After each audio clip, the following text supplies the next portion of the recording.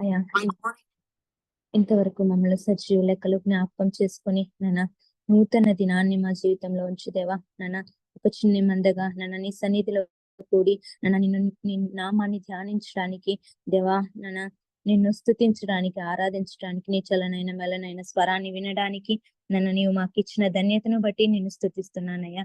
అయ్యా అవునైనా ఇంకా ఎంతమంది అయితే జాయిన్ అవ్వవలసిన వారు ఉంటున్నారో దేవా, జాయిన్ అవ్వడానికి కృప చూపించండి దేవా. సమస్తాన్ని నీ ఆధీనంలో ఉంచుకోనమని దేవా. అవునా తండ్రి, ఇంటర్నెట్ ని సమస్తాన్ని నీ ఆధీనంలో ఉంచుకొని దేవా, నీ వాక్యం పంచుకోబోతున్న బిడ్డను నీ సిలువ చాటున మరుగు చేసి నీ చల్లనైన మెల్లనైన స్వరాన్ని మాకు వినిపించమని దేవా, విన్న వాక్యాన్ని మా జీవితాల్లో ఫలింపచేయమని నజరేయుడు తిరిగి రానైనటువంటి యేసుక్రీస్తు నామంలో అడిగి వేడుకొని పొందినాం తండ్రి. Amen amen hallelujah praise the lord. Thank you so much అన్నారు. స్వరూపన్న ప్లీజ్ అన్న. Thank you Johnson. కూడా వచ్చిన పరిశుద్ధులందరికీ దేవుని నామంలో వందనాలండి. దేవుడు మనకు అనుగ్రహించినటువంటి ఈరోజు దినవాక్యాన్ని అందించడానికి దైవానుచిత్తంగా ఏర్పరచబడినటువంటి దైవజనులు పాస్టర్ చైతన్య గారు మనందరికీ సుపరిచితులేనండి. కొత్త వారి కోసం, సభా మర్యాద కోసం చిరు పరిచయం అయ్యగారిని పరిచయం చేయడం గౌరవంగా భావిస్తా ఉన్నాను. పాస్టర్ చైతన్య గారు, వారి ప్రియ సతీమణి గారు జానెట్ గారు హైదరాబాద్ హైటెక్ సిటీలో క్యాప్స్టన్ చర్చి పరిచర్య స్థిరపడుటకు పాటుపడినటువంటి సేవకులు. వీరి పరిచర్య దక్షిణాసియా మరియు ఆఫ్రికా ప్రాంతాల్లో అనేక సేవా పరిచర్యలకు సహకారం అందిస్తా ఉన్నది. చైతన్య గారు మరియు జానెట్ గారులకు ఓషియా మరియు సలోమి అనే ఇద్దరు సంతానం కలరు. బెంగళూరులోని SABC నుండి థియాలజీ గ్రాడ్యుయేట్ మరియు లైఫ్ పసిఫిక్ యూనివర్సిటీ కాలిఫోర్నియా నుండి స్ట్రాటజిక్ లీడర్షిప్ లో పోస్ట్ గ్రాడ్యుయేట్ విద్య అభ్యసించినటువంటి చైతన్య గారు తెలుగు అసెంబ్లీస్ ఆఫ్ గాడ్ కి చెందినటువంటి సేవకులు. చైతన్య గారు శిక్షణ పొందిన నాయకత్వ కోచ్ మరియు జాన్ మ్యాక్స్వెల్ టీంలో సహా ఉపదేశకులు. అయ్యగారిని, అయ్యగారి కుటుంబాన్ని దేవుడు దీవించిన విధానాన్ని బట్టి దేవునికి వందనాలండి. వెల్కమ్ టు అయ్యగారు ప్లీజ్. థ్యాంక్ యూ అండి. థ్యాంక్ యూ స్వరూప్ గారు.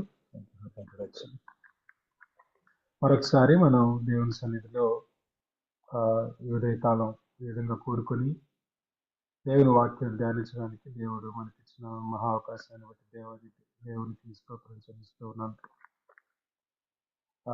ఈ దినం దేవుని వాక్యాన్ని ధ్యానించుకుందాం. 1 కొరింథీయుల పత్రిక 13వ అధ్యాయాన్ని చదువుకుంటూ ఉన్నాం. మనం 2 రోజుల క్రితం పరిశుద్ధాత్మ దేవుడు ప్రేమ గురించి పౌలు ద్వారా కొరింథీ సంఘానికి అలాగే మనందరితో కూడా మాట్లాడుతున్న కొన్ని విషయాలను మనం చూస్తూ ఉన్నాం. ఒకసారి ఆ వాక్యాన్ని మరొకసారి చదువుకొని ఇది కంటిన్యూ చేసుకుందాం. 1 కొరింథీయుల పత్రిక 13వ అధ్యాయం 1-8 వచనాలు. మనుషుల భాషలతోనూ దేవదూతల భాషలతోనూ నేను మాట్లాడినను ప్రేమ లేని వాడినైతే మ్రోగడి కంచెను గణగణలాడు తాళమునైందును. ప్రవచించి కృపావరం కలిగి మర్మములన్నీ జ్ఞానమంతయు ఎరిగిన వాడినైనను కొండలను పెకిలింపగల పరిపూర్ణ విశ్వాసం గలవాడినైనను ప్రేమ లేని వాడినైతే నేను వ్యర్థుడను. బీదల పోషణ కొరకు నా ఆస్తి అంతయు ఇచ్చినను కాల్చబట్టకు నా శరీరం అప్పగించినను ప్రేమ లేని వాడినైతే నాకు ప్రయోజనం ఏమీ లేదు. ప్రేమ దీర్ఘకాలం సహించును, దయ చూపించును. ప్రేమ మస్తరపడదు. ప్రేమ డంబముగా ప్రవర్తింపదు. అది ఉప్పొంగదు, అమర్యాదగా నడువదు, స్వప్రయోజనమును విచారించుకొనదు, త్వరగా కోప్పడదు, అపకారమును మనసులో ఉంచుకొనదు, దుర్నీతి విషయమై సంతోషపడక సత్యమును సంతోషించును, అన్నిటికీ తాడుకొనును, అన్నిటినీ నమ్మును, అన్నిటినీ నిరీక్షించును, అన్నిటినీ ఓర్చును. ప్రేమ శాశ్వత కాలమును. పౌలు కొరింథీ సంఘానికి రాస్తున్న ఈ ఉత్తరంలో ఏ సందర్భాన్ని ఉపయోగించుకొని ఈ ప్రేమను డిస్క్రైబ్ చేస్తున్నాడో మనం మాట్లాడుకుంటూ వస్తూ ఉన్నాం. మొదటి 3 వచనాల్లో పౌలు ఒక్క మాటలో చెప్పాలంటే ప్రేమ లేని క్రైస్తవుడు క్రైస్తవుడే కాదు అని అంటున్నాడు. మొదటి 3 వచనాల్లో ప్రేమ లేకుండా మనం ఎన్ని కృపావరాలు కలిగి ఉన్నా, మన విశ్వాసం ఎంత గొప్పదైనా, మన జీవితం ద్వారా మనం ఎన్నో కార్యాలు సాధించిన, గొప్ప త్యాగపూర్ణమైనా కూడా మనం చేసే ప్రతి కార్యం శూన్యమే ప్రేమ లేకపోతే. కనుక ప్రేమ విషయంలో మనం సరైన అవగాహన కలిగి ఉండాలి అన్న ఉద్దేశంతోనే పౌలు ప్రేమ గురించి రాసుకుంటూ వస్తున్నాడు ఈ 13వ అధ్యాయంలో. మిగతావన్నీ తక్కువని కాదు, కానీ ఇది లేకుండా మిగతావేవి ఆ అభివృద్ధిని, ఆశీర్వాదాన్ని, అసలు ఫలాన్నే తీసుకురావు అనేది పౌలు ఆర్గ్యుమెంట్ ఇక్కడ. That's what we are looking at, as we look at chapter 13. పౌలు వర్ణించిన వర్ణనను మనం చూస్తూ 3 భాగాలుగా దాన్ని మనం చూద్దాం అనుకున్నాం. పౌలు అంటే just using the grammar there. Paul structure ని ఉద్దేశంలో పెట్టుకొని వర్ణించలేదు అని నా ఉద్దేశం. ఎందుకంటే తను లెటర్ రాస్తున్నాడు కనుక obviously is not looking at a structured way of describing it, but we can structure it because now we have the opportunity to use the grammar to structure it. So Paul వర్ణించిన వర్ణనను 3 భాగాలుగా చేసుకున్నాం మనం, just for the sake of learning అంతే. మొదటి భాగంలో పౌలు ప్రేమ ఎలా తన ఉనికిని ప్రత్యక్షపరుస్తుందో అన్న విషయాన్ని చూసాం గత 2 రోజుల క్రితం. ప్రేమ తన సహనం ద్వారా తన ఉనికిని ప్రత్యక్షపరుచుకుంటుందని, అలాగే ఉపకారం చేసే మనస్తత్వం ద్వారా శత్రువులకు కూడా ఉపకారం చేసే దయగలిగిన హృదయం కలిగిందిగా ఉంటుంది అని మాట్లాడుకున్నాం. అలాగే న్యాయం విషయంలో, సత్యం విషయంలో ఎప్పుడూ సంతోషించేదిగా ఉంటుంది. వ్యక్తిగతంగా అన్యాయం జరిగినా కూడా న్యాయం విషయంలో, ఇతరులకు జరిగిన న్యాయం విషయంలో చాలా సంతోషపడుతుంది. న్యాయాన్ని నిలబెట్టడానికి ప్రేమ పోరాడుతుంది అన్న విషయాన్ని మనం మాట్లాడుకున్నాం. ఈ దినం మిగతా 2 భాగాలు చూద్దాం. 2వ భాగంలో పౌలు ప్రేమ ఎలా నడుచుకుంటుందో వర్ణించాడు. ఇతరులతో రకరకాల సందర్భాల్లో, రకరకాల పరిస్థితుల్లో ఎలా నడుచుకుంటుంది ప్రేమ అనే విషయాన్ని 8 మాటల్లో వర్ణించాడు. తర్వాత 3వ భాగంలో ప్రేమ ఎప్పుడు ఎలాంటి లక్షణాన్ని కలిగి ఉంటుంది అన్న విషయాన్ని చెప్పాడు. So let's look at the second part of it. 4వ వచనం నుంచి 6వ వచనం వరకు తాను వర్ణించిన వర్ణనలో ప్రేమ నడత గురించి మాట్లాడిన మాటలు చూద్దాం. 7 మాటలు, మొదటి 7 మాటలు, 8వ మాటలు కూడా కలుపుతాను. మొదటి 7 మాటలు మనం చూస్తాం. ప్రేమ మత్సరపడదు, డంబంగా ప్రవర్తింపదు, ఉప్పొంగదు, అమర్యాదగా నడవదు, స్వప్రయోజనమును విచారించుకొనదు, త్వరగా కోప్పడదు, అపకారమును మనసులో ఉంచుకొనదు. ఈ మాటలు పౌలు ఎందుకు రాశాడా, ఇలాంటి వర్ణన ఎందుకు ఇచ్చాడా అని కూడా ఆలోచించాల్సిన అవసరం ఉంది. అసలు మనం మొదటి కొరింథీ పత్రిక చదివేటప్పుడు మనకు ఒక విషయం స్పష్టం అవుతుంది.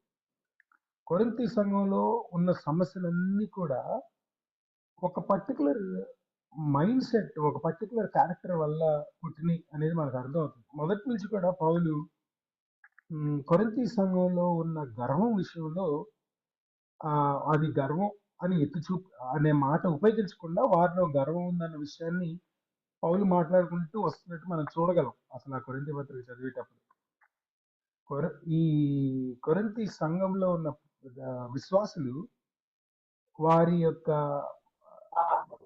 గర్వంతో నడుచుకునే విధానం వల్లే ఈ సమస్యలు తెచ్చుకున్నారు. అందుకని ఆ గర్వాన్ని అడ్రస్ చేస్తున్నాడు ఇండైరెక్ట్ గా.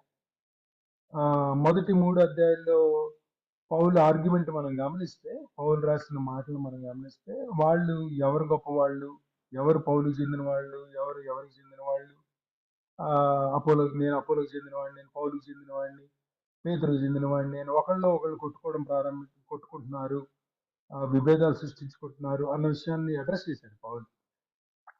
4వ అధ్యాయానికి వచ్చేసరికి కొంతమంది ఏకమై పౌలు గురించి తక్కువగా మాట్లాడటం, డిజానర్ చేయడం చూశాడు. విషయంలో గురించి రాశాడు 4వ అధ్యాయంలో. పౌల్నే డిజానర్ చేసి మాట్లాడే వ్యక్తులు, అమర్యాదగా పౌలు విషయంలో నడుచుకునే వ్యక్తులు, మీరు ఇతరులతో కూడా ఎలా ఉంటారో నాకు అర్థమవుతుంది అనేది పౌలు ఉద్దేశం. ఆ 5వ అధ్యాయానికి వచ్చేసరికి వాళ్ళలో ఉన్న పాపం విషయంలో పశ్చాత్తాపం పక్కన పెట్టి తాము చేసే పనుల విషయంలో ఎంతో డమ్మంగా ప్రవర్తించడం చూశాడు పౌలు. దాని గురించి ఎత్తి చూపించి మాట్లాడాడు 5వ అధ్యాయంలో. 6వ అధ్యాయానికి వచ్చేసరికి ఆ సంఘంలో ఉన్న సంఘస్థులే ఒకరి మీద ఒకరు కేసులు పెట్టి కోర్టులకు తీసుకెళ్లారు. ఇతరులు సంఘస్థుల్నే, బయట వాళ్ళు కూడా కాదు. దాని విషయాన్ని ఎత్తి మాట్లాడారు. అసలు మనం సహోదరులు అయింది, సహోదరు ఒకే కుటుంబానికి చెందిన వారు అయింది, ఒకరి మీద ఒకరు మనం ఎట్లా ఆ లోకంలో ఉన్న కోర్ట్స్ కి న్యాయం చూపించుకొని బయటకు తీసుకెళ్ళగలం మనం. అసలు అలాంటి మనస్తత్వం ఎలా ఉంది క్రైస్తవులుగా అనేది అడ్రస్ చేసుకుంటూ వచ్చారు. మనం 6వ అధ్యాయానికి వచ్చేసరికి అంటే ఆ అవతల వ్యక్తిని ఎలా అయినా సరే కింద పడేయాలి అన్న మైండ్ సెట్, అలాంటి మస్తరం ఎలా ఉంది మీకు అనేది ఆయన ఉద్దేశం. క్రైస్తవులుగా అసలు నువ్వు ప్రదర్శించడానికి కుదరదు కదా.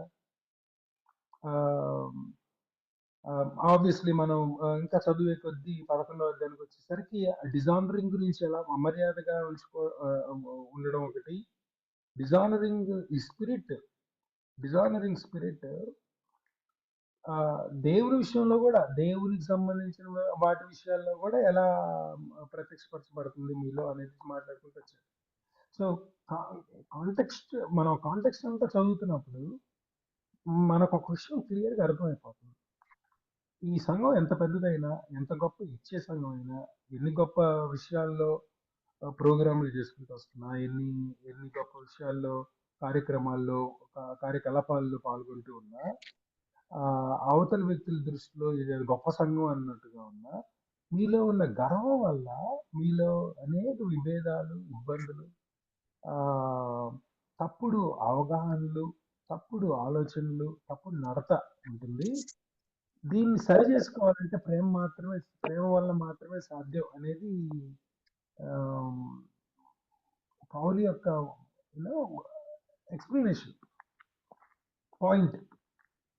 ఈ సెల్ఫ్ సెంటర్డ్ మైండ్ సెట్ కొరింథీ సంఘంలో ఉంది. అందుకనే ప్రేమ గురించి మాట్లాడుకుంటూ వచ్చి ఈ వర్ణించే 7 మాటలు మీరు గమనిస్తే ప్రేమ ఈ సెల్ఫ్ సెంటర్డ్నెస్ లో ఉండదు అనేది ఆయన పాయింట్. చూసారా మీరు? ప్రేమ మత్సరపడదు, గమ్మంగా ప్రవర్తింపదు, ఉప్పొంగదు, స్వప్రయోజనం చూసుకొనదు, త్వరగా కోప్పడదు, విద్వేషం కలిగి ఉండదు, దుర్నీతిని ప్రోత్సహించదు. ఈ 7-8 మాటలు అన్ని సెల్ఫ్ సెంటర్డ్ నుంచి వచ్చే నడత. అంటే ఒక వ్యక్తి తన గురించి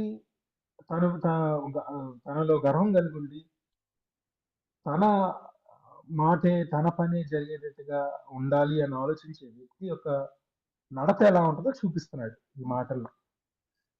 అంటే బేసిక్లీ ఇలా నువ్వు ఏ విధంగా నడుచుకుంటున్నా నువ్వు ఈగోయిస్టిక్ పర్సన్వి, గర్వం కలిగిన వ్యక్తివి అనేది ఎత్తు చూపిస్తున్నాడు అనమాట ఇండైరెక్ట్ గా. చూడండి ఆ 7-8 మాటలు మనకు చాలా క్లియర్ గా అర్థం. లవ్ ఇస్ నాట్ ఎన్వియస్ అన్నాడు, మత్సరపడదు అంటాడు. మత్సరానికి అసూయకి తేడా ఉంది, మనకు తెలుసు కదండి. అసూయ అంటే ఒకటి నాకంటే బెటర్ ఎవరి దగ్గర ఉందంటే అది చూసి నేను బాధపడటము, ఫీల్ అవడము, దాన్ని మనం జెలసీ అంటాం, అసూయ అంటాం. కానీ మత్సరం వేరు. మత్సరం కడుపులో మంట పెట్టుకోవడం. అవతలోడు నాకంటే ఎక్కువ సంపాదించుకుంటున్నా, నాకంటే ఎక్కువ స్థాయిలో ఉన్నా, వీడు నాకంటే తక్కువ జాతికి చెందినవాడే, నాకంటే తక్కువ చదువుకున్నవాడే, వీడికి నాకన్నంత స్కిల్ లేదే, నైపుణ్యత లేదే, వీడెలా పైకి వస్తున్నాడు, అసలు ఆడిని ఎందుకు దేవుడు ఆశీర్వదిస్తున్నాడు అని కడుపులో మంట పెట్టుకుంటాం. ఒక రకమైన మంట ఉంటుంది కొంతమందికి, అది బాయిలింగ్ ఓవర్ అనమాట inside. It will keep boiling. ఆ యాంగర్, ఇట్స్ సిమ్మరింగ్. మనం గ్యాస్ స్టవ్ ఆన్ చేసినప్పుడు లోలో పెడతాం కదా, అలా లోపల అలా ఆ మంట ఎప్పుడు రగులుతూ ఉంటుంది అవతల వ్యక్తి మీద. ఎలా అయినా సరే వాడిని నాశనం చేయాలి, ఎలాగైనా సరే. కానీ ఇప్పుడు నేను ఎదగాలి, అవతల చూసి నేను కూడా ఎదగాలి అన్న ఆలోచన కాదు ఇది. వాడిని ఎలాగైనా తొక్కేసి నేను ఎదగాలి అన్న ఆలోచన. ఇది మస్త్రం. సౌల్ని డిస్క్రైబ్ చేసేటప్పుడు ఆ పదం ఉపయోగించాడు, గ్రంథకర్త దావీదు విషయంలో. గొలియాతుని చంపి వచ్చిన దావీదుని చూసి ఇజ్రాయేలీలు సౌలు 1000 కొలదీయు, దావీదు 10,000 కొలదీయు అని పాట పాడడం ప్రారంభించారు. అసలు యాక్చువల్గా దావీదు మొట్టమొదటిసారి బయటపడ్డాడు ప్రజలకి. అసలు ఫస్ట్ టైం దావీదు ఎవరు అర్థమైనప్పుడే ఆ దేశం మొత్తానికి. కానీ ఒక్క పనితో, అంటే గొలియాతుని చంపిన ఒక్క గొప్ప కార్యంతో దావీదుని ఎత్తేసారు అందరు. దావీదుని సౌలు కంటే గొప్పవాడిగా కన్సిడర్ చేస్తూ పాట పాడుతూ పాటలు నాట్యం ఆడుతూ ఉంటే సౌల్లో అసూయ పుట్టింది. మనం అక్కడ యాక్చువల్గా మస్తరం అని రాయాలేమో. ఆ రోజు నుంచి ఏ దినం కూడా సౌలు సెటిల్డ్ గా లేడు దావీదు విషయంలో. ఏ దినం కూడా దావీదు ఎవరో తెలుసు, దావీదు మీద దేవుని యొక్క హస్తం ఉందన్న విషయాన్ని కూడా అర్థం చేసుకున్నాడు. అయినా సరే తాను ఏమైపోయినా, తన కుటుంబం ఏమైపోయినా, తన రాజ్యం ఏమైపోయినా పర్లేదు, దావీదు మాత్రం నాశనం అయిపోవాలని కోరుకున్నవాడు సౌలు. ఇది మత్సరం. మనం బయటికి కనపడం కానీ మనలో కొంతమంది ఇలాంటి మనస్తత్వం కలిగి ఉంటాం. చెప్పం బయటికి, ఒప్పుకోం ఎప్పటికీ. కానీ ఒక క్రైస్తవుడిగా నేను అలాంటి మనస్తత్వం కలిగి ఉండడం అనేది దేవుని చిత్తం కాదు. అసలు దేవునికి ఇష్టమే లేని విషయం. ఈ కొరింథీ సంఘంలో ఉన్న మేజర్ ప్రాబ్లం అది. అందుకే పౌలు దాన్ని అడ్రస్ చేస్తూ, how can you call yourself a Christian who has love when you are envious of others, when you are envious of your own brother.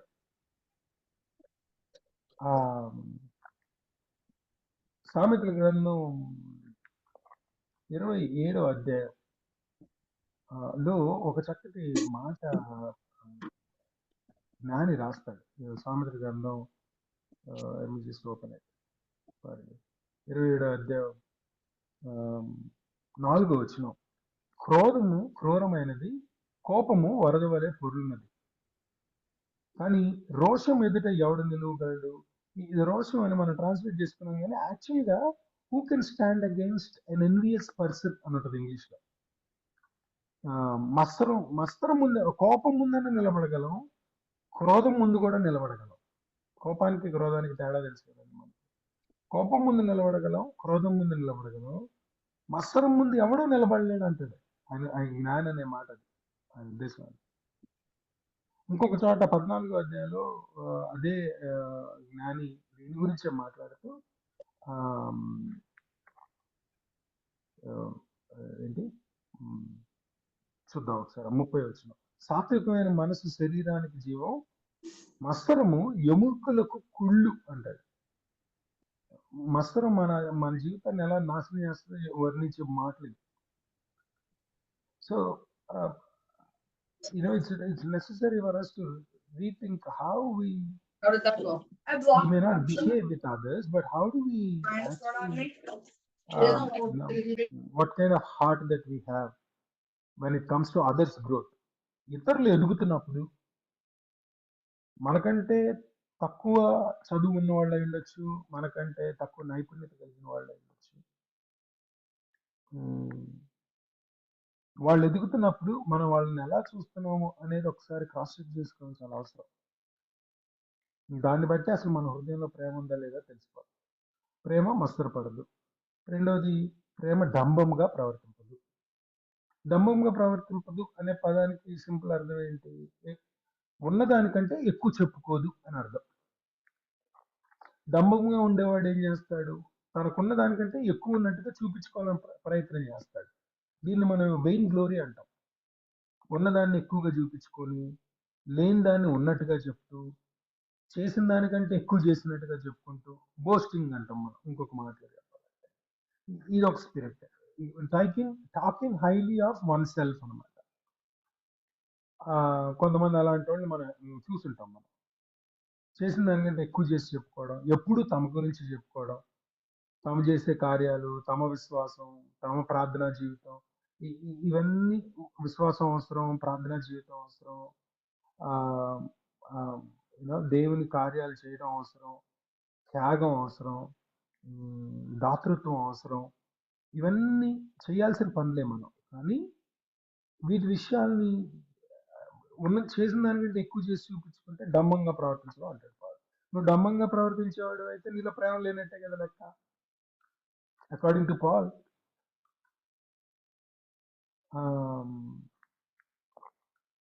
ఒక ఒక పౌలే ఇంకో చోట గలతీ పత్రిక అనుకుంటా, గలతీ పత్రిక 5వ అధ్యాయంలో ఆమ్, ఒక మాట అంటాడు. ఆమ్, ఈ డంబం గురించి మాట్లాడుతూ గలతీ పత్రిక 5వ అధ్యాయం 26వ వచనంలో ఒకరినొకరు వివాదము రేపకయు ఒకరి యందు ఒకరము అసూయ పడకయు వృధాగా అతిశయపడకయు ఉందుము అంటాడు. మనలో మనకి కలహాలు రాకుండా ఉండాలన్నా, మనలో మనకి జలసి ఉండకుండా ఉండాలన్నా అనవసరంగా వృధాగా అతిశయం మాత్రం పడద్దు అంటున్నమాట. డోంట్ బికమ్ వెయిన్ గ్లోరియస్ అంటున్నాడు.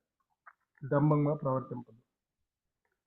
మూడోది ఉప్పొంగదు అన్నాడు. ఉప్పొంగదు అంటే డంబంగా ప్రవర్తించడం అంటే లేనిది ఉన్నట్టుగా చెప్పడం. ఉప్పొంగదు అంటే ఉన్న దాంట్లో నేనే ఎక్కువ అని మాట్లాడతాం. ఇంగ్లీష్లో మనం ప్రౌడ్ అని రాసుకున్నాం దాన్ని. Basically it simply means I'm this is what I am అని చెప్పుకోవడం. ఉప్పొంగడం అంటే నేను అందరికంటే ఎక్కువ చేశాను నేను అని ఆ గర్వంతో నింపదు. ఈ కొరింథీ సంఘంలో ఉన్న ప్రాబ్లమే అది. ఒకరికంటే ఒకళ్ళం గొప్పవాళ్ళు అని వాళ్ళు చేసే పనుల్లో కానీ చూపించుకునే విషయాల్లో కానీ అలానే చూపించుకోవడానికి ప్రయత్నం చేశారు.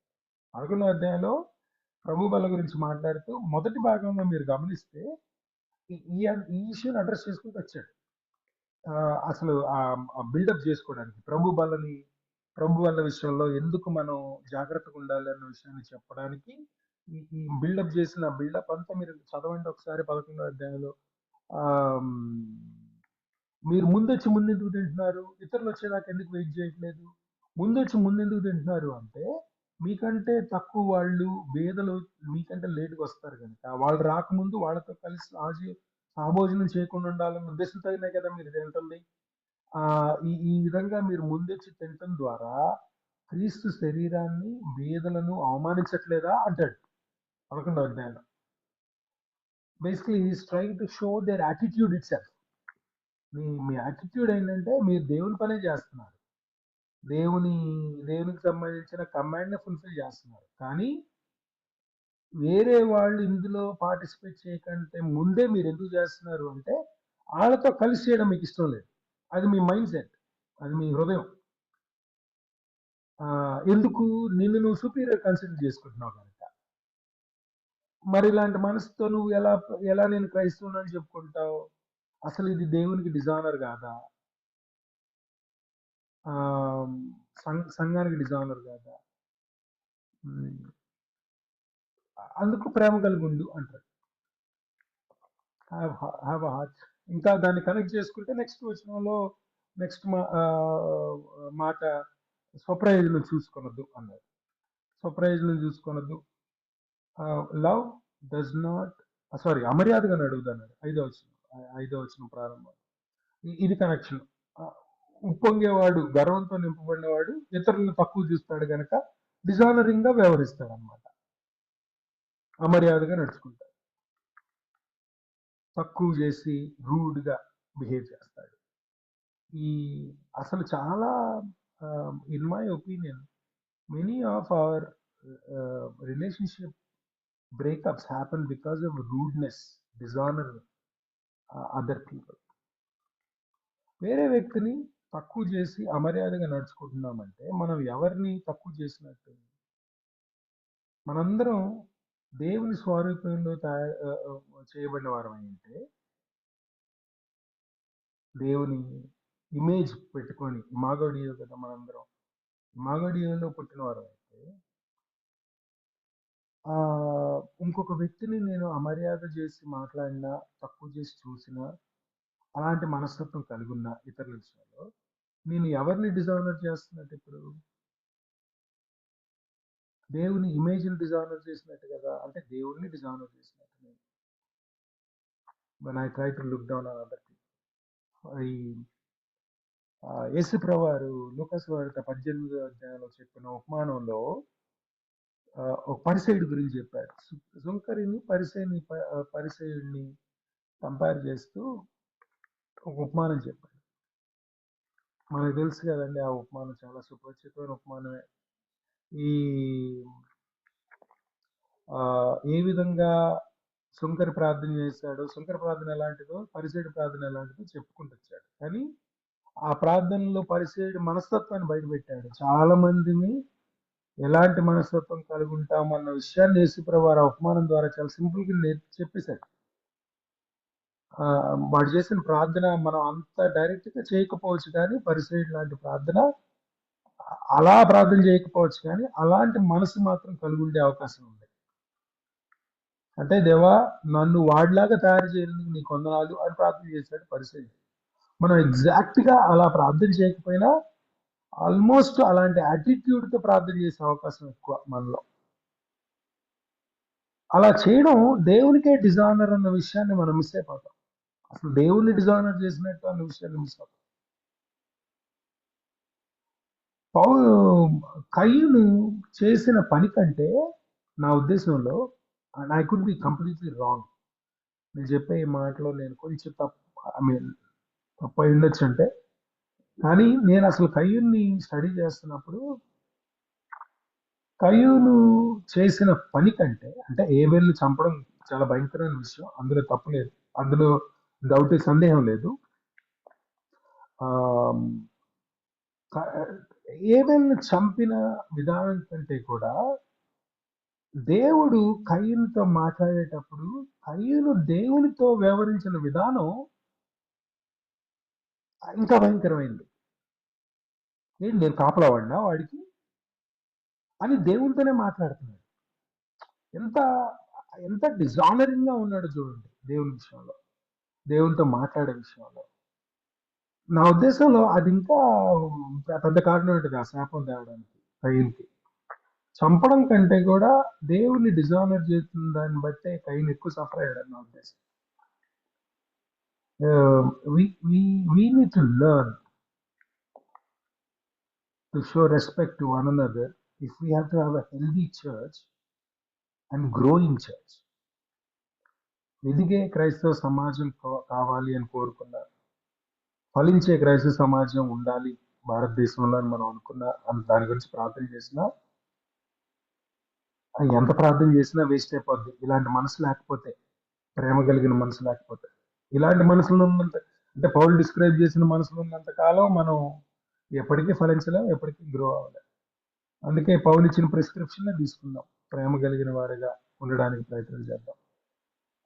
సో అమర్యాదగా నడవదు, స్వప్రయోజనం చూసుకోవాలి. ఎందుకు అమర్యాదగా ఇతరులను తక్కువ చేసి ఉంటాం అంటే, ఎప్పుడు మన గురించి మనమే ఆలోచిస్తే మనసు ఉంటుంది కనుక మనకి. We always think about ourselves. We look at what is good for us. Self-seeking behavior. Self-seeking behavior లో స్వప్రయోజనం ఆలోచించుకోవడం అంటే నా ఉద్దేశం నాకేంటి అని ఆలోచించే మనసు. ఎప్పుడు నేను చేసే ఏ పని చేసినా నాకు నా పేరు వస్తుందా లేదా, నన్ను అప్రిషియేట్ చేస్తున్నారా లేదా, నేను ఏదైనా చేస్తే దానివల్ల నాకేం లాభం వస్తుంది అన్న మైండ్తో ఆలోచించే ప్రతి వ్యక్తి గర్వంతో సఫర్ అవుతున్నట్టే లెక్క. అసలు రిలేషన్షిప్స్ లో ఇలాంటి బిహేవియర్ వల్లే ఎక్కువ ప్రాబ్లమ్స్ అవుతాయి. మీరు ఎప్పుడన్నా, సంఘ కాపరులు చాలా మంది ఉన్నారు మనలో కూడా, ఎన్నోసార్లు ఎంతో మందికి మనం కౌన్సిలింగ్ చేస్తుంటాం, ఫ్యామిలీ కౌన్సిలింగ్ చేస్తుంటాం. ఆ ఫ్యామిలీ కౌన్సిలింగ్ లో జనరల్ గా వినపడే కొన్ని విషయాలు ఎలా ఉంటాయి, నేను ఎంత చేస్తున్నా సరే ఆ వ్యక్తి సరిగ్గా బిహేవ్ చేయడు అని కంప్లైంట్స్ ఉంటాయి మనకు. ఇట్లయితే నేను ప్రేమించలేనండి, ఇట్లయితే నేను ఉండలేనండి, ఎప్పుడు చూసినా ఈ XYZ చేస్తూ ఉంటాడు, నేనేమో ఏబీసీలు చేయమంటే ఆయన XYZ చేస్తాడు, లేకపోతే ఆమె XYZ చేస్తాడు, ఇలాంటి వ్యక్తితో నేను అడబెడతాను అని అంటారు.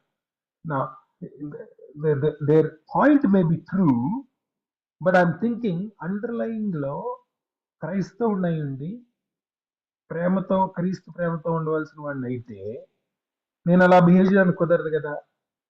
అవతల వ్యక్తి ఏబిసిలో ఏబిసి లాగానే వ్యవహరించాలి అని నేను కోరుకుంటే, అలా ఏబిసి చేస్తేనే నేను ప్రేమిస్తాను అనుకుంటే, మరి నువ్వు ప్రేమ లేని వాడి కింద లెక్క. నువ్వు నీ ఉద్దేశంలో అవతల వ్యక్తి ఏబిసిలు మాత్రమే చేయాలి, XYZలు చేయకూడదు. ఏబిసిలు చేసిన వాళ్ళే కరెక్ట్ పర్సన్ అని అనుకుంటే, ఇక మనం ప్రేమించే వారం ఎలా అవుతాం? కండిషన్లు పెట్టిన వారం అవుతాం. కండిషనల్ లవ్ లో ఉన్నాం అనమాట మనం యాక్చువల్లీ. ఇంకా అది లవ్ ఎట్లా అవుతుంది? Love is suppose to be unconditional కదా. ఈ పాయింట్ ని ఎవరో ఆలోచించడం అవసరం. జనరల్ గా కౌన్సిలింగ్ లో మనకి కంప్లైంట్ చేసే వాళ్ళు అసలు ఆలోచించారు అనుకోండి. దాన్ని బట్టే మనకు అర్థమవుతుంది ఎన్ని రిలేషన్షిప్స్ ఎందుకు దెబ్బతింటాయో. అసలు నిజమైన ప్రేమ in no way or form depends on the actions of others. It shouldn't be. It doesn't exist on the basis of that. Relationships లో సెల్ఫ్ సీకింగ్ బిహేవియర్ కుటుంబాలను నాశనం చేసేస్తుంది.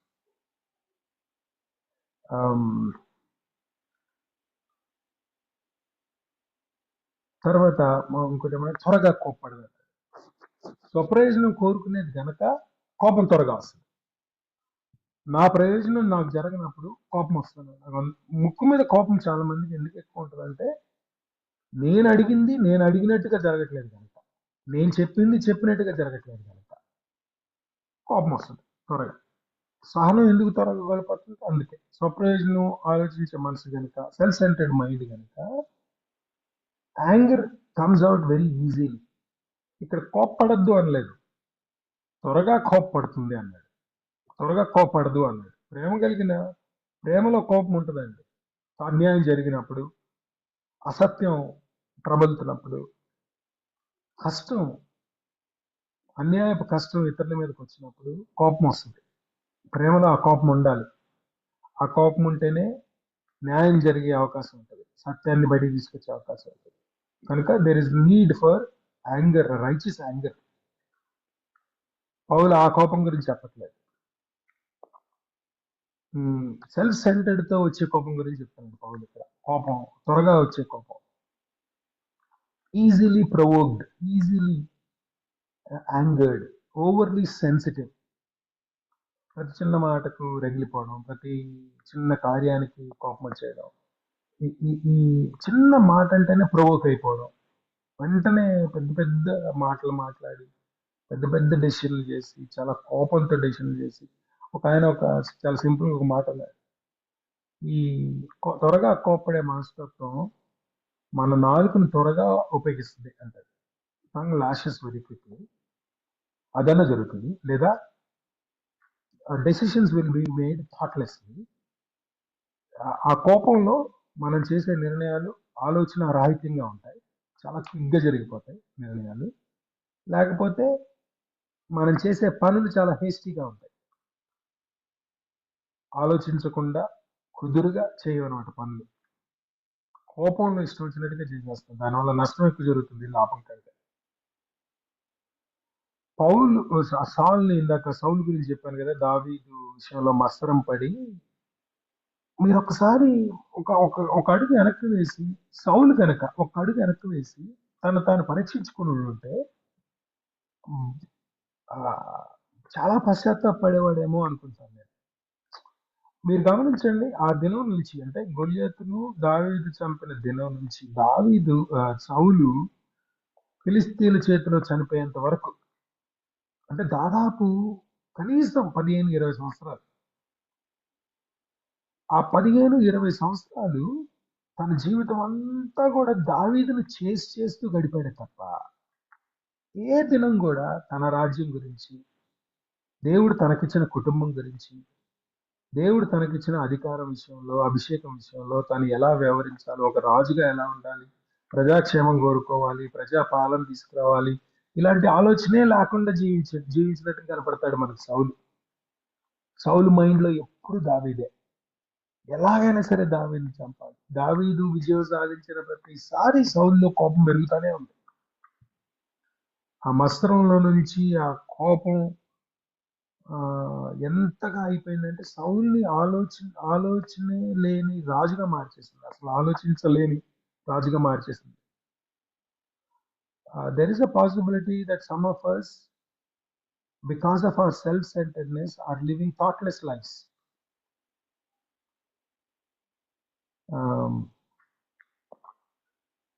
So maybe it's time for us to stop and rethink our lives.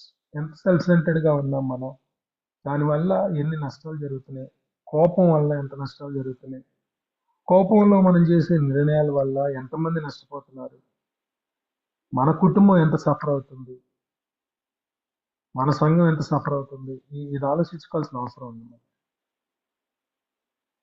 త్వరగా కోప్పడదు. ఇంకొక మాట అన్నాడు, అపకారమును మనసులో ఉంచుకోరదు అన్నాడు. అపకారమును మనసులో ఉంచుకోరదు అన్నాడు. అపకారం మనసులో ఉంచుకోరదు అంటే ఇతరులు మనకు చేసిన అపకారం కానీ అన్యాయాన్ని కానీ మనసులో పెట్టుకోవద్దు అని ఆయన ఉద్దేశం. లెక్క పెట్టుకోవు అని అర్థం. మనలో జనరల్గా విద్వేషం ఎందుకు పెరుగుతుందంటే ఇతరులు మన పట్ల చూపిన మనకు చేసిన నష్టాన్ని మనం లెక్క పెట్టుకుంటాం అన్నమాట. చాలాసార్లు మనం బలహీనంగా ఉన్నప్పుడు మనకు అన్యాయం జరిగితే ఆ అన్యాయాన్ని మనసులో పెట్టుకొని నాకు టైం వచ్చినప్పుడు నేను చూసుకుంటాలే అని అనుకుంటాం. అలా యాడ్ చేసుకుంటా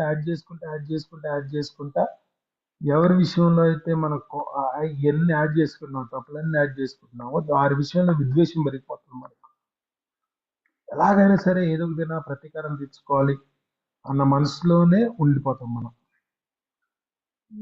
ఆ పౌలు దాన్ని అడ్రస్ చేస్తున్నాడు. అసలు నిజంగా నువ్వు ప్రేమించే వ్యక్తి అయితే లెక్కలు పెట్టుకో, అపకారాలను మనసులో పెట్టుకో అంటే you won't actually sit down and count how many times you've been wronged. Truth is, we live in the midst of people who are sinners. పాపుల మధ్యలో జీవిస్తున్నాం, మనం పాపలో ఉన్నాం కనుక తప్పులు జరుగుతాయి, తప్పుడు పనులు జరుగుతాయి. కొన్నిసార్లు తెలిసి అన్యాయం జరుగుతుంది, కొన్నిసార్లు తెలియక అన్యాయం జరుగుతుంది. ఇంక ఇట్స్ ఇన్ఎవిటబుల్. యేసుప్రభువు వారు భూలోకానికి తిరిగి వచ్చి తన సామ్రాజ్యాన్ని తన నీతితో ఈ భూలోకాన్ని పాలించేంత వరకు కూడా అన్యాయం ఉంటుంది, అవినీతి ఉంటుంది, అసత్యం ప్రబలుతుంది. దాని ద్వారా మనం నష్టపోతాం చాలాసార్లు. ఇంక ఇప్పుడు మనం అన్ని కౌంట్ చేసుకుంటా కూర్చుంటే మన హృదయంలో ఒక రకమైన బిట్టర్నెస్ ఏర్పడుతుంది. సినికల్గా మారుతాం మనం. ఇతరుల విషయంలో, దేవుని విషయంలో కూడా సినికల్గా మారే అవకాశం. అందుకే పౌలు అది వద్దంటున్నా, అసలు లెక్కే పెట్టుకోవద్దు. నువ్వు అపకారం జరిగితే జరిగింది, నష్టం జరిగింది, బాధపడు, కొన్ని రోజులు బాధపడు, కానీ దాన్ని మనసులో పెట్టుకోకుండా వదిలేసాయి. You have to move on. If resentment stays in your heart, it becomes a disease that eats us up from within. లోపల నుంచే మనల్ని తినేస్తుంది ఆ విద్వేషం. యోసేపు ఎదగలగడానికి కారణం అదేనండి. యోసేపు గురించి లాస్ట్ టైం ఒకసారి మాట్లాడాను నేను. యోసేపు తన అన్నలతో చెప్పిన మాట జ్ఞాపకం చేస్తూ కృప గురించి మాట్లాడినట్టున్నాను, క్షమించే హృదయం గురించి.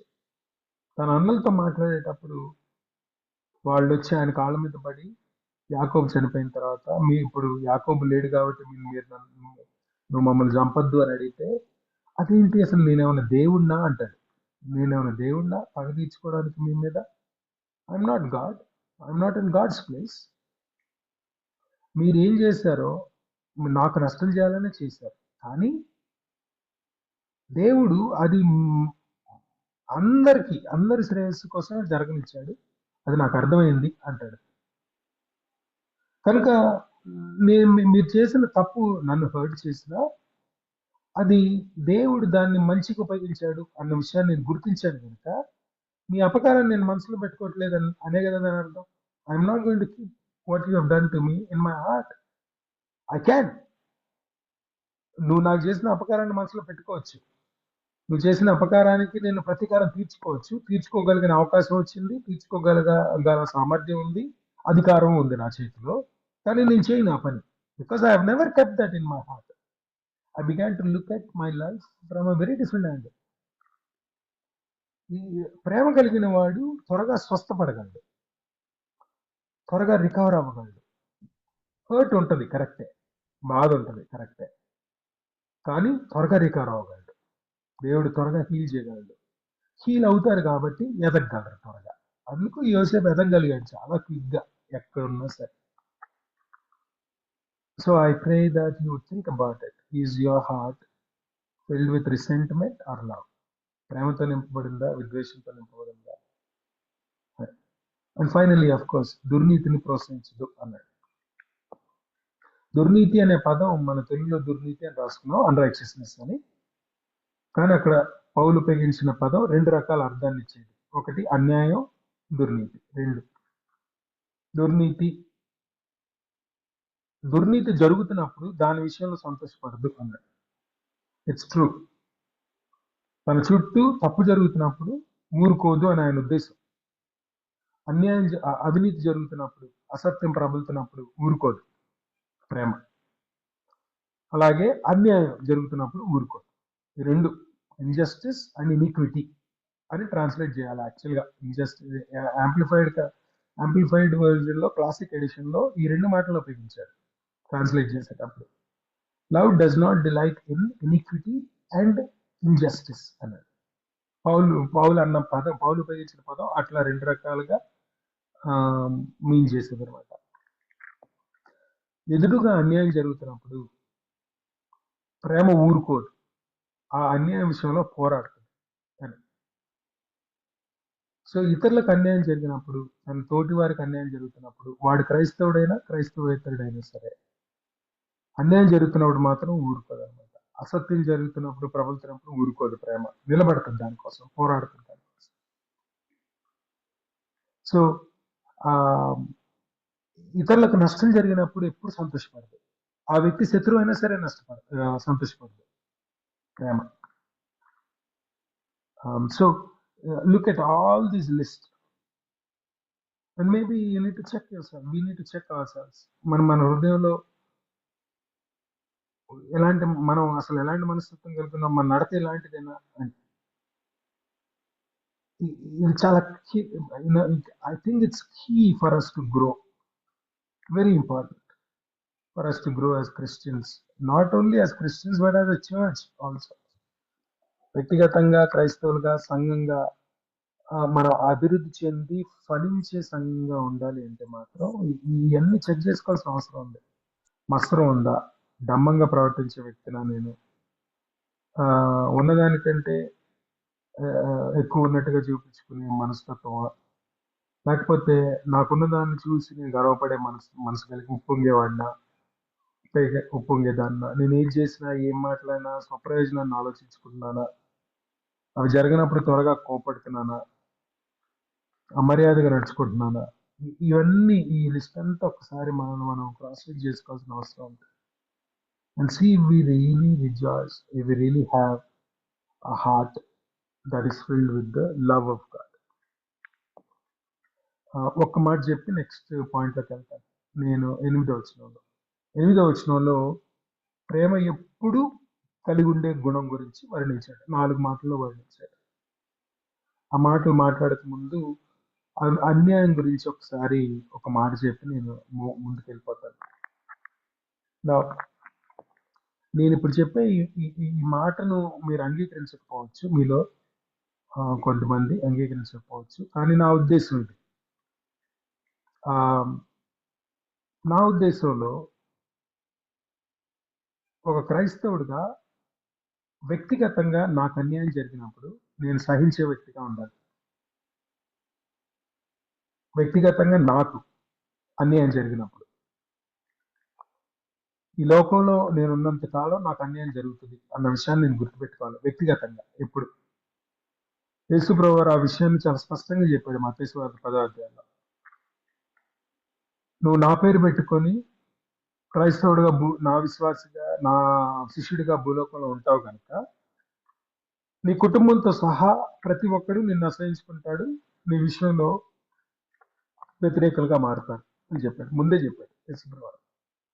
మీరు అన్యాయంగా నేరారోపణ చేయబడి న్యాయస్థానాల ముందు తీసుకురాబడతారు అని చెప్పాడు ముందే. అంటే బేసిక్లీ యేసుప్రభువారు చాలా క్లియర్ గా స్పష్టంగా చెప్పేశాడు.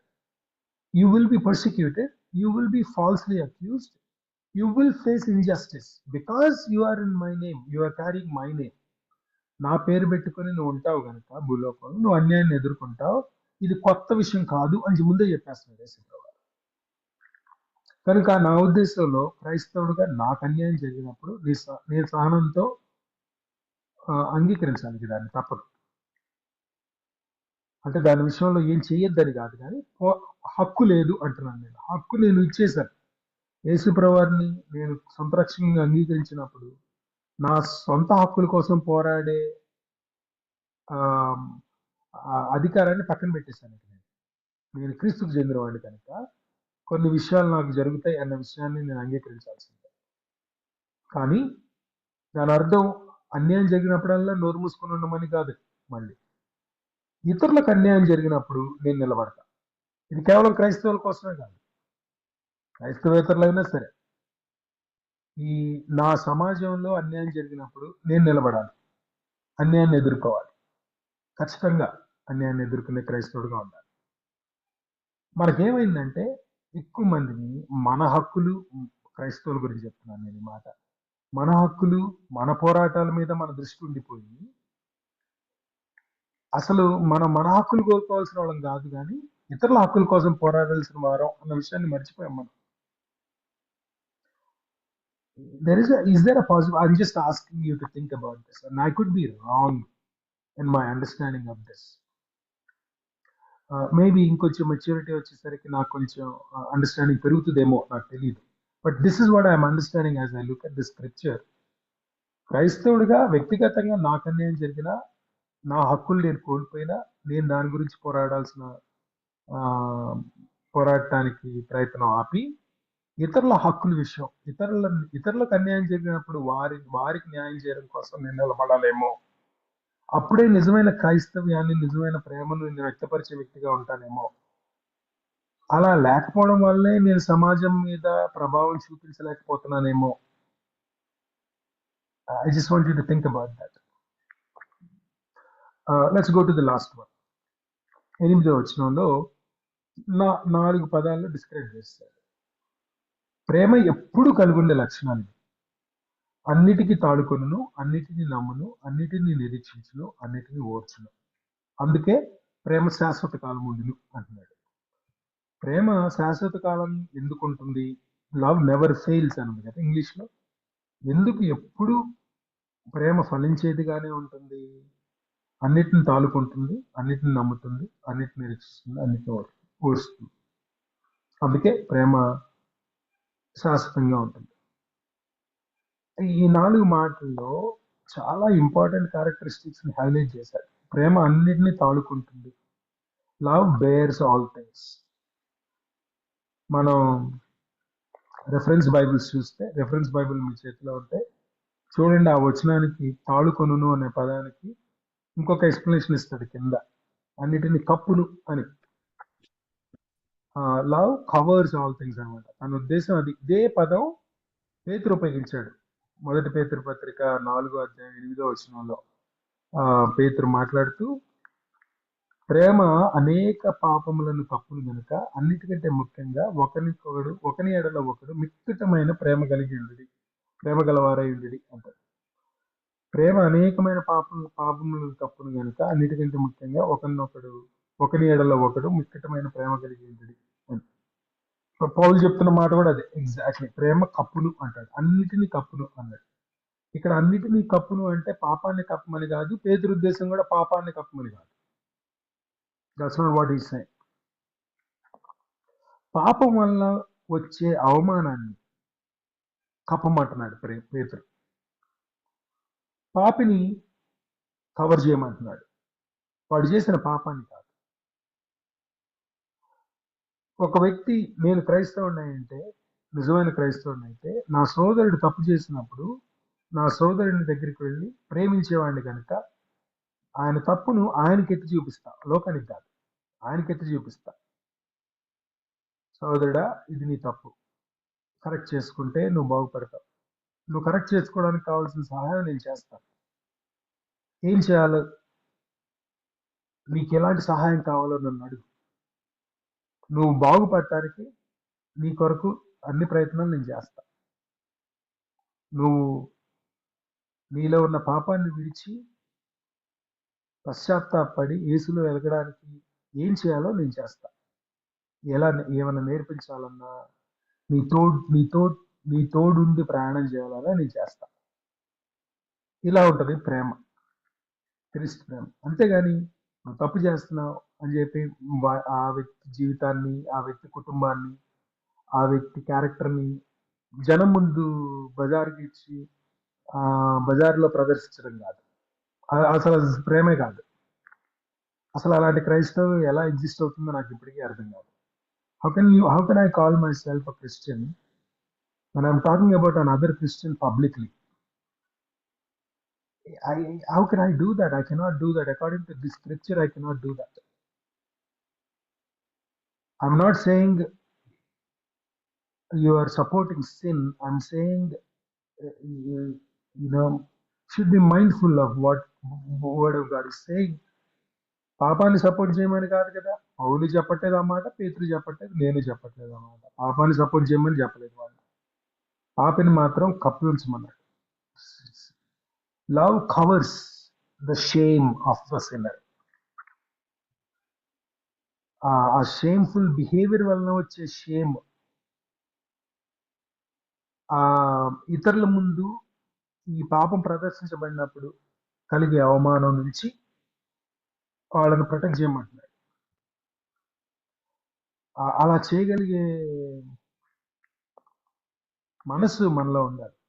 ఉంటేనే అప్పుడు ఒకరినొకరు భరించుకుంటూ, ఒకరినొకరు కప్పుకుంటూ, పాపాన్ని కాదు, ఒకరి అవమానాన్ని ఒకరు కప్పుతూ కుటుంబంగా ఎదగలం. కుటుంబంలో జరిగేది అదే కదండి. కుటుంబ విషయాలు బయటకు ఎందుకు బయట కుటుంబంలో ఎందుకు ఉంచుతాం, బయట ఎందుకు తీసుకురాం? అది మన కుటుంబం కనుక. మన కుటుంబంలో ఎన్నో ఇబ్బందులు ఉండొచ్చు, ఎన్నో సమస్యలు ఉండొచ్చు, కొన్ని మంచివి, కొన్ని చెడువి జరుగుతూ ఉండొచ్చు. చెడుని వెళ్ళి బయట పోయి చెప్పుకోం కదండి మనం. అలా చెప్పుకునే కుటుంబం ఎప్పుడు విడిపోద్ది మనకు తెలిసి ఆ విషయం.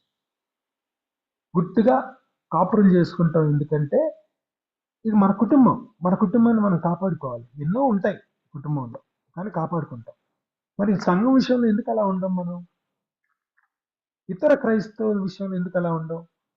వారు మన కుటుంబం కాదా? ఇది మన సంఘం కాదా?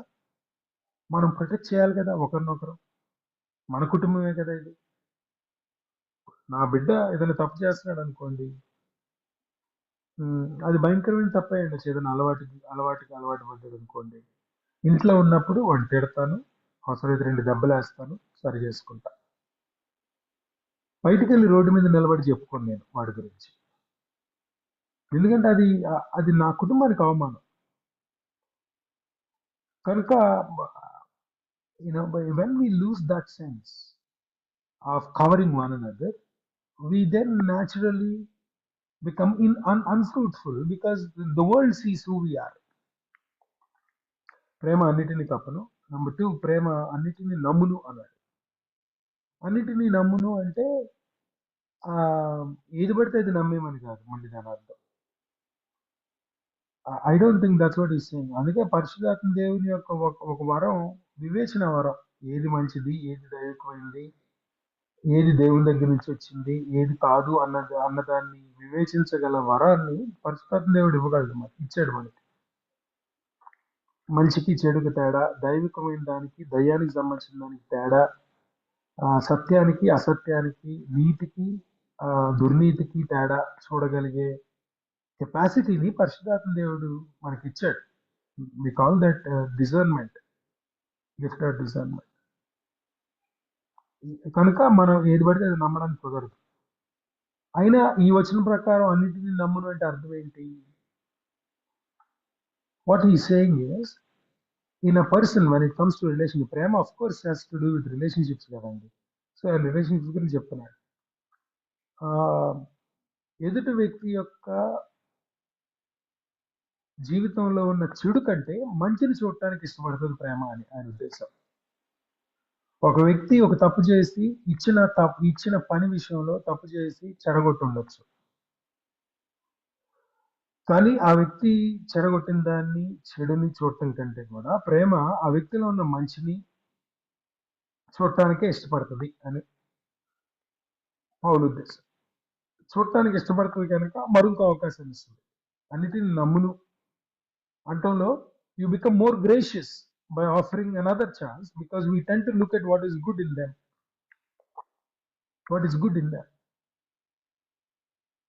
అసలు పేతురు జీవితాన్ని చూస్తే మొదటి నుంచి కూడా మీరు పేతురుకి యేసు ప్రభువారికి మధ్యలో ఇంటరాక్షన్ కానీ, పేతురుకి ఇతర శిష్యులకు మధ్యలో ఉన్న ఇంటరాక్షన్స్ కానీ ఒకసారి స్టడీ చేయండి. పేతురు ఎక్కడా స్థిరంగా ఉండే రకం కాదు, ఎప్పుడూ స్థిరంగా ఉండే రకం కాదు. ఒకసారి ఒక మాట, ఇంకోసారి ఇంకొక మాట, ఒకసారి ఒక రకమైన బిహేవియర్, ఇంకోసారి ఇంకో రకమైన బిహేవియర్. అసలు కంప్లీట్ గా గల్లిబుల్ గా కనపడతాడు పేతురు మనకి.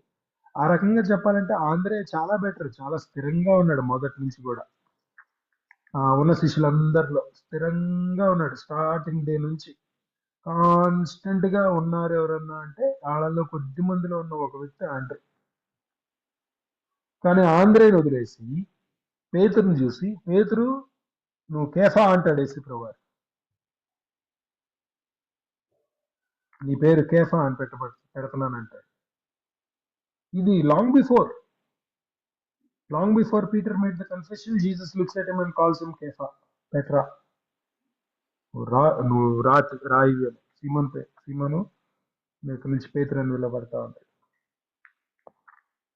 చూడండి దేవుడు ఏం చేస్తున్నాడు, దేవుని దృష్టి ఎలా ఉంటుంది చూడండి. పేతురేమో స్థిరత్వానికి అసలు ప్రతీకే కాదు, కానీ ఈ వ్యక్తిలో స్థిరంగా ఉండగలిగే పొటెన్షియల్ ఉంది అని చూశాడు దేవుడు. He always looked at what is right in that person's life. And that's how we need to learn to be people who look at what is good in people rather than what is wrong in them. అప్పుడు మనం కృప ఎక్కువ చూపించగలం, ఎక్కువ క్షమించగలం ఇతరులను. మన జీవితంలో తప్పు జరిగినా కూడా. దావీదు సౌలు విషయంలో అదుల్లము గుహలో సౌలు చేతికి దొరికినప్పుడు దావీదు చంపలేదు.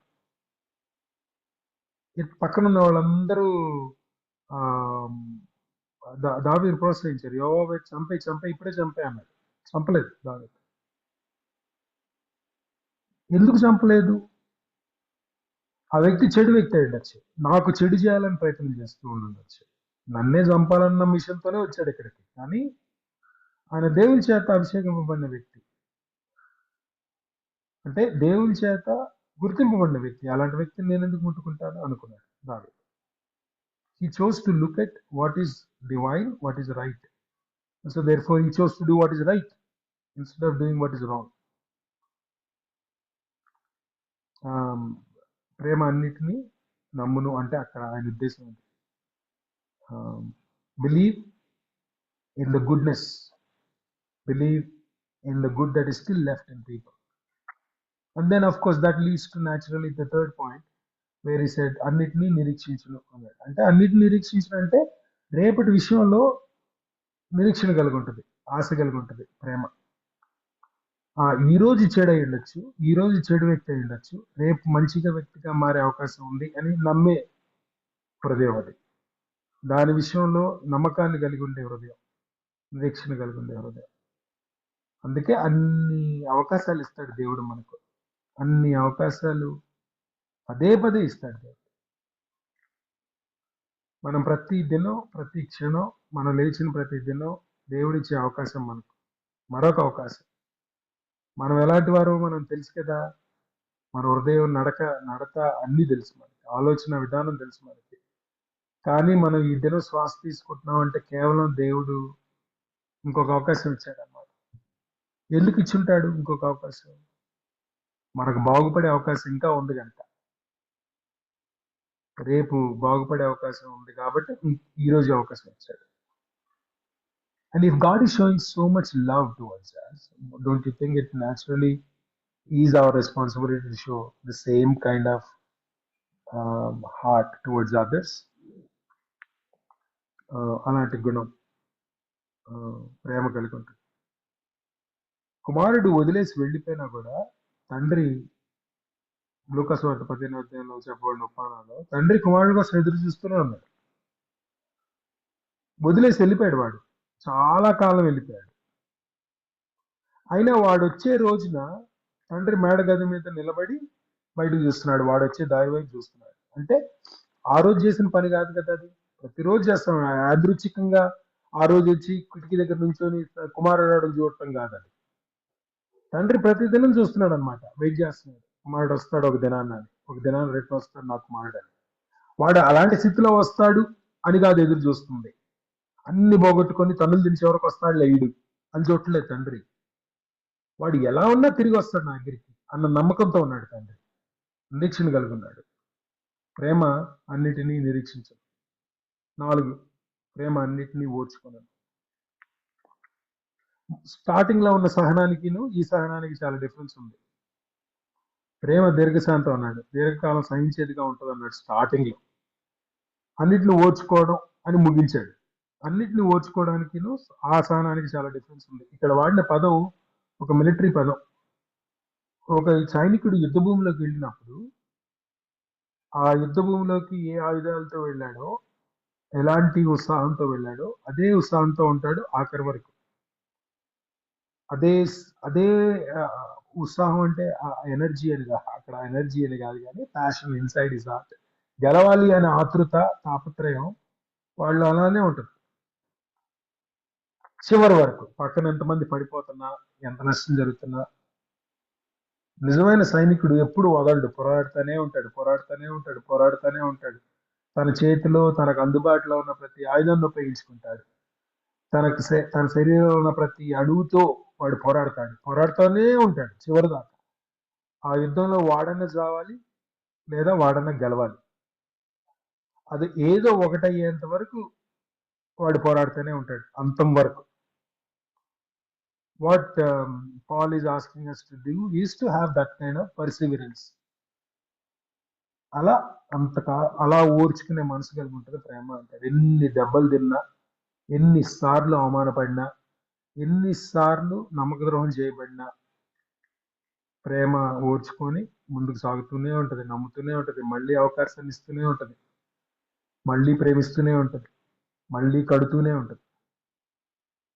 అందుకు ప్రేమ శాశ్వతమైనది, శ్రేష్టమైనది అంటాడు.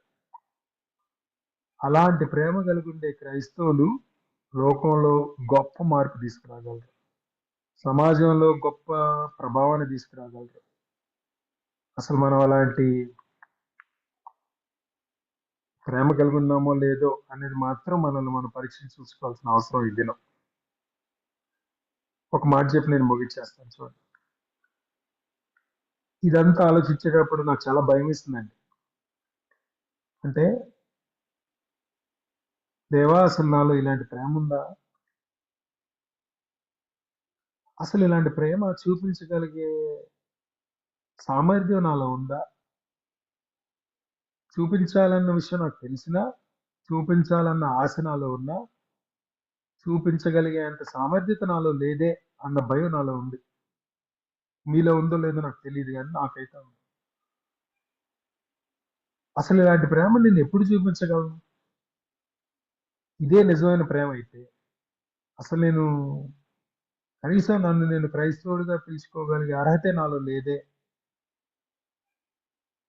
నా ఉద్దేశంలో దేవుడికి కూడా తెలుసు ఆ విషయం. అంత ప్రేమ మనం చూపించాలని దేవుడు ఆజ్ఞాపించినా, కోరుకుంటున్నా మనం చూపించలేము. స్వతహాగా మనంతటి మనం చూపించలేము, మనకు అంత సామర్థ్యం లేదన్న విషయం కూడా దేవునికి తెలుసు అన్న ఉద్దేశం. అందుకనే దేవుడు పరిశుద్ధాత్మ దేవుడు మనకు అనుగ్రహించాడు.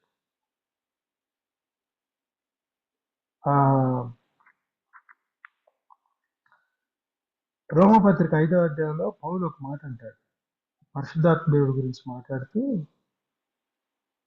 ఆయన తన ఆత్మ ద్వారా దేవుని ప్రేమను మన హృదయంలో కుమరించాడు అంటాడు. ఎందుకనగా 5వ వచనం, 5వ అధ్యాయం 5వ వచనం. ఎందుకనగా ఈ నిరీక్షణ మనల్ని సిగ్గుపరచదు, మనకు అనుగ్రహింపబడిన పరిశుద్ధాత్మ ద్వారా దేవుని ప్రేమ మన హృదయంలో కుమ్మరింపబడి ఉన్నది అన్నాడు. ఆ మాట అండర్లైన్ చేసుకోవాలండి మనం. మన దేవుని కృపకు ఎంత గొప్ప ఉపమానం అంటే ఆ వచనం. ఇలా ప్రేమించాలి నువ్వు అని చెప్పి, ఇది నా స్టాండర్డ్ అని చెప్పి, ఈ స్టాండర్డ్ నువ్వు చేయలేవు ఎట్టి పరిస్థితుల్లో. కనుక నీకు చేయగలిగే కెపాసిటీ నా ద్వారానే నీకు వస్తుంది కనుక పరిశుద్ధాత్మ ద్వారా నా ప్రేమను నీలో కుమరిస్తున్నాను అంటాడు దేవుడు. సో ఇప్పుడు నేను ఇతరులను ప్రేమించట్లేదు అంటే అర్థం ఏంటనమాట? పరిశుద్ధాత్మ దేవుడికి, నాలో ఉన్న పరిశుద్ధాత్మ దేవునికి నా జీవితాన్ని నేను అప్పగింపలేదు అనమాట. ఆయన కంట్రోల్లో ఉండడానికి నేను ఇష్టపడలేదు కనుక నేను ప్రేమించట్లేదు, అంతే తేడా. పరిశుద్ధాత్మ దేవుడు నాలో ఉన్నప్పుడు, ఆయనే కదా నన్ను క్రీస్తు దగ్గరికి నడిపించింది కనుక పరిశుద్ధాత్మ దేవుడు నాలో ఉన్నాడు అనమాట. ఆయన నాలో ఉన్నప్పుడు ఆయన స్వాధీనంలో నేను లేను కాబట్టి నేను ఇతరులను ప్రేమించే వ్యక్తిగా ఉండలేకపోతున్నాను. కానీ ఎప్పుడైతే నేను పరిశుద్ధాత్మ దేవుని స్వాధీనానికి చెప్పుకుంటానో, ఆయన నన్ను నడిపించేవాడిగా ఉంటాడు, అప్పుడు నేను ఇతరులను ప్రేమించే వ్యక్తిగా ఉండగలను. ఎందుకంటే దేవుని ప్రేమ ఆయన ఆత్మ ద్వారా మనలో కుమ్మరింపబడుతుంది కనుక పరిశుద్ధాత్మ దేవుని స్వాధీనంలోకి వెళదాం. ఆయన అభిషేకాన్ని ద్వారా, ఆయన నడిపింపులో మనం ఉండి దేవుని ప్రేమను లోకానికి కనబరుద్దాం. అలాంటి క్రైస్తవులుగా, సంఘంగా మనం ఉండాలని ప్రార్థిద్దాం, ఆశిద్దాం. God bless you. Praise the Lord. Hallelujah. Thank you so much, sir, for the wonderful word. Immensely blessed for the edifying message. కొన్ని ఏరియాస్లో కరెక్షన్ చేసుకోవాల్సి ఉండే, దాన్ని బట్టి సహవాసం తరపున మీకు మా హృదయపూర్వ వందనాలు. ఎంతగానో హెచ్చరించబడ్డాము, ఆశీర్వదించబడ్డాము. దేవునికి మహిమ కలిగిన దాకా. థ్యాంక్ యూ సో మచ్ అయ్య గారు. ప్రార్థన చేసుకొని ముగించుకున్నామండి. మరి కొన్ని ప్రేయర్ పాయింట్స్ ఉన్నాయి, దయచేసి మీ వ్యక్తిగత ఫ్యామిలీ ప్రేయర్స్లో జ్ఞాపకం చేసుకోవాల్సిన కూర్చున్నాము. రాబర్ట్ జేమ్స్ అయ్య గారి కొరకు మనం ఎంతగానో ప్రార్థించవలసిన వృద్ధంగా ఉన్నాం. జ్ఞాపకం చేసుకోండి అయ్య గారిని. అలాగే ఝాన్సీ రాణి గారు ఇంకా పూర్తిగా హెల్తీ అవ్వాల్సి ఉండే, ప్రార్థన జ్ఞాపకం చేసుకోండి. అలాగే ఇందుబాల ఆంటీ కూడా ఇంకా రికవరీ అవ్వలేదు, షుగర్ లెవెల్స్ కొంచెం ఇబ్బంది పడుతుంది చెప్పి రిక్వెస్ట్ అడిగారు. ఆంటీ కోసం ప్రార్థన జ్ఞాపకం చేసుకోండి. అలాగే ఆసువి ఇంకా ఎగ్జామ్స్ నడుస్తున్నాయండి, ఆసు కోసం కూడా మీరు ప్రార్థన జ్ఞాపకం చేసుకోండి. అలాగే బ్రదర్ నల్లూరు రమేష్, మనకి ఇంటర్వ్యూ ఫైనల్ అయింది, మరి ఆఫర్ లెటర్ కోసం వెయిట్ చేస్తున్నాడు. దేవుని చిత్తం అయితే మరి ఆఫర్ లెటర్ వచ్చి ఎంత త్వరగా కంపెనీలో జాయిన్ అవ్వడానికి అయ్యేటట్టు ప్రార్థన జ్ఞాపకం చేసుకుందాం. ప్రార్థన చేసుకుని ముగించుకుందామండి. మన మధ్యలో రెవరెండ్ జామి రఘుకుమారయ్య గారు, అయ్యారు మీరు ముగింపు ప్రార్థన ఆశీర్వాదం కోసం కూర్చున్నాం.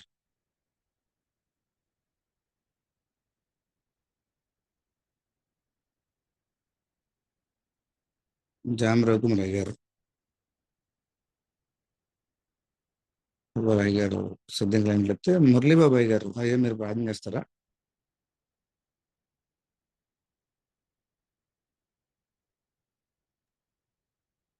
ప్రార్థన చేస్తున్నాం. దయగలిగిన తండ్రి, కృపగలిగిన రక్షక, బంగారు పాదాలకు వందనాలు, స్తోత్రాలు చెల్లిస్తున్నాం. అయినా ఈ ఉదయకాల వేళలో చిన్న మందుగా మీ పాదాల చెంతకు వచ్చాం. మీ దాసుల ద్వారా మీరు మాకు వివరించినటువంటి వాక్యాన్ని బట్టి మీకే వందనాలు, స్తోత్రాలు చెల్లిస్తున్నాము. నేను మీ అత్యధికమైన ప్రేమ కలిగి ఒకరినొకరు క్షమించుకొని ఒకరి పట్ల ఒకరి ప్రేమ కలిగి జీవించడానికి సహాయం చేయమని ప్రార్థిస్తున్నాము. నేను గ్రూప్లో అనేక మంది బిడ్డల తండ్రి అస్వస్థతతో బాధపడుతున్నారు, ముఖ్యంగా పెద్దలు. నేను రాబర్ట్ జేమ్స్ అయ్య గారు మరి మీ చేతులుగా అప్పగిస్తున్నాను. నేను అరికాలు మొదలుకొని నన్నేది వరకు సంపూర్ణ స్వస్థ మీరు అనుగ్రహించండి. చలమండలాల్లో, కండరాల్లో నాయన సత్యమును ప్రసాదించండి. సంపూర్ణ ఆరోగ్యం పొందుకోవడానికి సహాయం దయచేయండి. ఆయన ఆ బిడ్డ తిరిగి జమ్ములో పార్టిసిపేట్ చేసి అనేక మందిని ఆయన మీ దారిలో నడపడానికి అవి ఆయత్తపరచమని ప్రార్థిస్తున్నాం.